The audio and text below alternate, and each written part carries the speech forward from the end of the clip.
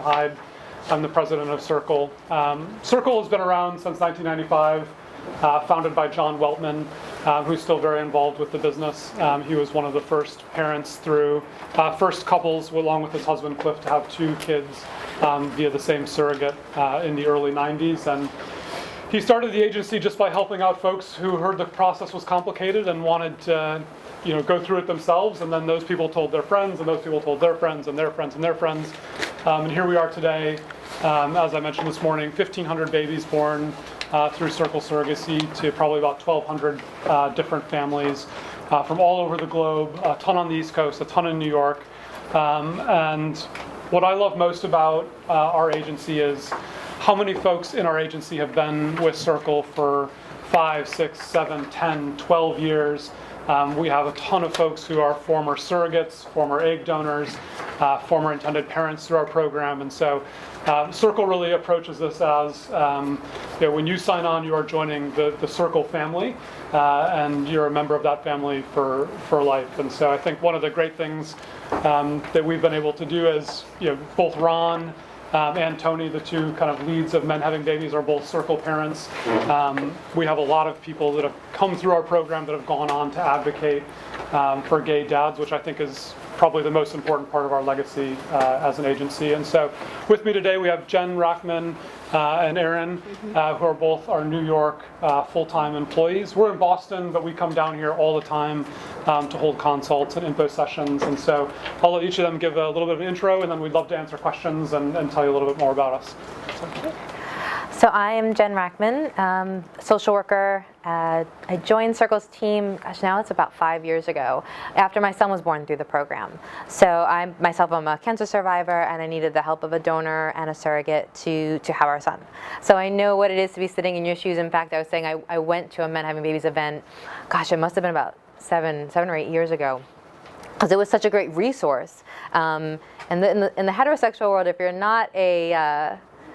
not in the infertility world, like I wasn't, because I was a cancer survivor. So it was hard to find information. And I came to Men Having Babies and I was like, my gosh, what a great resource. And it has grown. It's been so nice for me to watch it grow, first as an intended parent and now as a colleague and an employee of Circle. So I joined the team at Circle after my son was born. I had a really fantastic experience. Kind of like the dream surrogacy journey, matched with a surrogate, easily connected with her right away, got pregnant right away.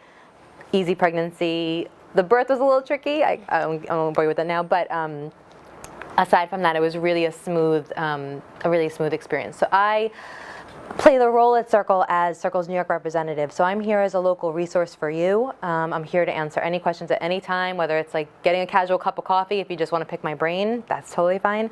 If you feel like you're in a place now where you really are ready to interview agencies and get to know us more, we do free consultations in New York regularly. We even do them on the weekends once a month for your convenience. So we're here and we're happy to be your guide. I know this is a big decision to figure. You're learning all these providers, right? You have all these agencies and clinics, and it's a lot. It's really overwhelming. So definitely take the time. And when you figure out who you want to sit down with, I think it's all a gut check, honestly. Who do you connect with? Who do you feel comfortable with? Every agency is kind of a different mantra, a different way of doing things. So you have to really feel them out and see what feels right.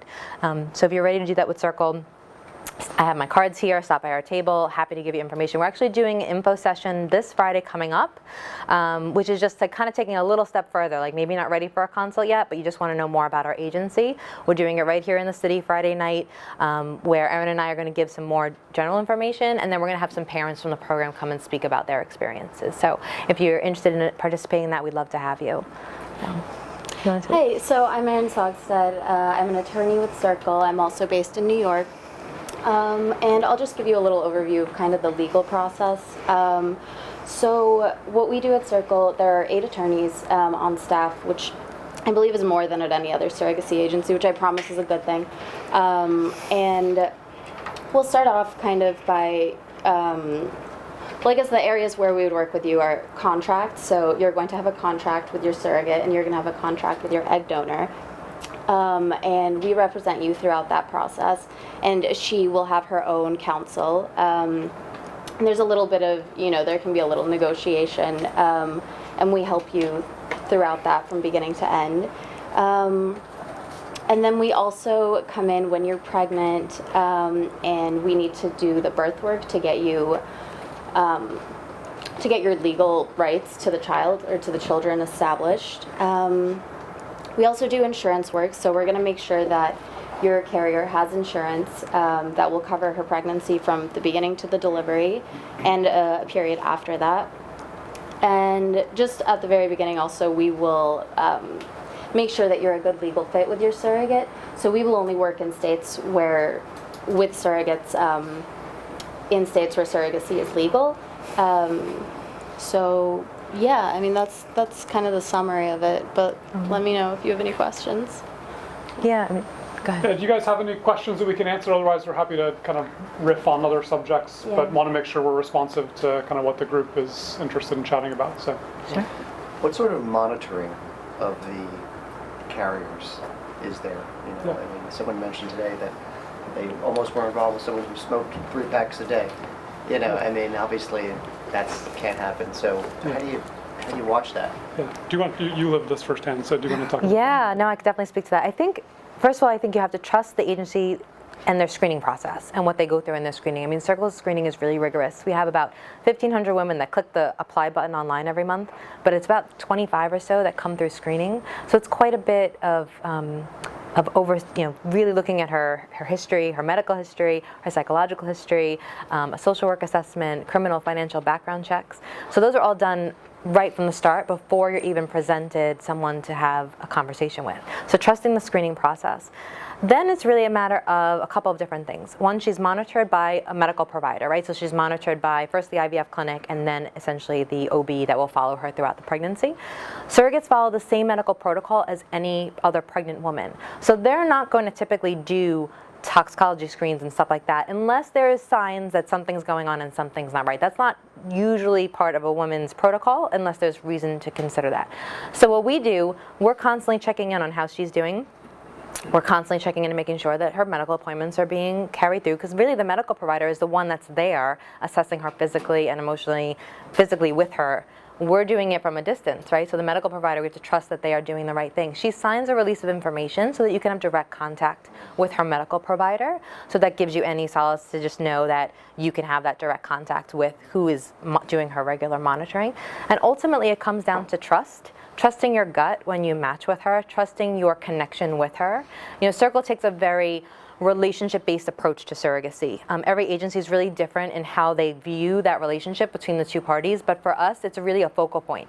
So with you having regular contact with her, you're really to me, like the best way to monitor how she's doing. And if you have any concerns, or like something doesn't sit right, something's reported, we have a full social work staff who is constantly talking to her and knowing how she's doing emotionally. They're checking in with her regularly. So between the medical assessments by the doctor, your regular contact with her, and the social worker that's checking in with her, that's 3 sets of eyes that are really aware of what's going on. And just a little bit about that.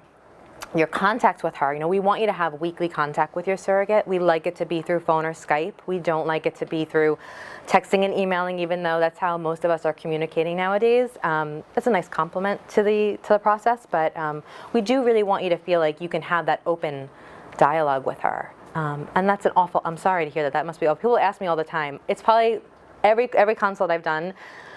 How do I know she's not drinking and smoking? How do I know she's not how do I know she's going to take good care of my child? And really, my response is like, you have to be able to trust, and you have to be able to relinquish control and know that no one is sitting next to her, not anyone at the agency, not a doctor, no one's sitting next to her, 24/7. So you have to really feel like you can trust her and that you can trust the connection that you have with her. I hope that answered your question. Any other questions? What other questions? I have another one. Yeah. Go for it. What about termination rights? What termination rights does the surrogate have? One way or the other, whether it's to remain pregnant or not remain. Well, I'll speak to the matching process, and you can speak to the legal process. So in the matching process, one of the criteria of your match is what is your perspective of termination and reduction of a pregnancy. And so that's kind of part of your matching criteria from the get-go, because ultimately, and Erin can speak to this, legally you cannot force a woman to terminate a pregnancy. So you have to, she has ultimately the right to decide what happens with her body. So you have to really feel that that's a conversation you've had right from the start and that you have the same perspective. So we, from our very first encounter at our consult, we're talking to you about what is your perspective, what is your thoughts, and once you're getting into your match with your program coordinators, they will talk to you about even in more detail. And if you want to speak to the contract of what that looks like. So the contract that I mentioned that you're going to have with your carrier will have the, if she has a specific timeline, you know, maybe she'll say from the get-go, I don't want to terminate after 25 weeks. And if you go into it knowing that, then and agreeing to that, then we'll put that in the contract. Or maybe you want somebody who is open to fully leaving that decision to you, then that will be in the contract. And in the event that, I mean, we've never had a situation where it's gone either way with her, you know, refusing to terminate or wanting to terminate. But it would be a breach of the agreement, and we would, you know, help you throughout that process after that. 22 years, I mean, as far as I know, and tell me if you think I'm wrong, we've never had an IP want to do one thing and a surrogate want to do another, because there's so much discussion. In fact, it's really, I'll be honest, it's really uncomfortable, the contract. So once you're matched, you kind of know like what her perspective is on it. But then when you're doing your contract with her, it really outlines if there was Down syndrome, if there was spina bifida, and you both have to sign to it. And again, not necessarily that contract is reinforceable. No judge will say, I will force this woman to terminate. It's really more about knowing that you both have come to the agreement that this is how you'd want things carried out. And it's upsetting because nothing's even happening yet. There's no baby to even be. There's nothing even going on at this point. But because all that discussion happens so early in the process, you both kind of know what to expect if those things were to occur. I would say one of the things that's nice about Circle is, you know, as Jen experienced, you know, 85% of the time or 80% of the time this goes as smoothly as possible, right? And you get pregnant on the first transfer and 9 months later you're holding a beautiful baby. Occasionally it does not go exactly the way you planned, and there's a miscarriage or a failed transfer, or the surrogate can't get pregnant or whatnot. And I think what's really nice about Circle is we try to build our programs and build our support network to account for that 15%, rather than just saying that we're just building it for every journey that goes really, really well. So having done 1,500 of these, we've seen all sorts of scenarios, and we build our contracts to account for those scenarios. We build our support to account for those scenarios, and we build our pricing and our programs to support those scenarios. And so I think one of the things that's great about us is, you know, if, for instance, you do need to rematch with your surrogate, we build our program such that we take a little bit more up front, but we don't charge you to rematch with a new surrogate, where a lot of agencies will say, oh, if we have to go find you a new surrogate partway through the process because the first one didn't work out, we're going to charge you $10,000 or $12,000, whatever it is, to go through that rematching process. We don't do that. We take a little bit more up front, and we spread the risk across all the parents in the program. So at the times in which you're going through the hardest emotional part of the journey, whether it's a miscarriage or a failed transfer or whatnot, we've already built in the protection there, so we don't have to come and ask you for additional fees or something like that. We're just there to support you and provide you as much support as you possibly need. So Jen touched on this, but I think we have 8 licensed social workers on staff at the moment. So we provide a ton of support to the surrogates and to you guys throughout the process. And these are all folks that have been surrogates or who've been doing this for a long time, and so they really understand the emotional toll that this journey can take on the parties involved.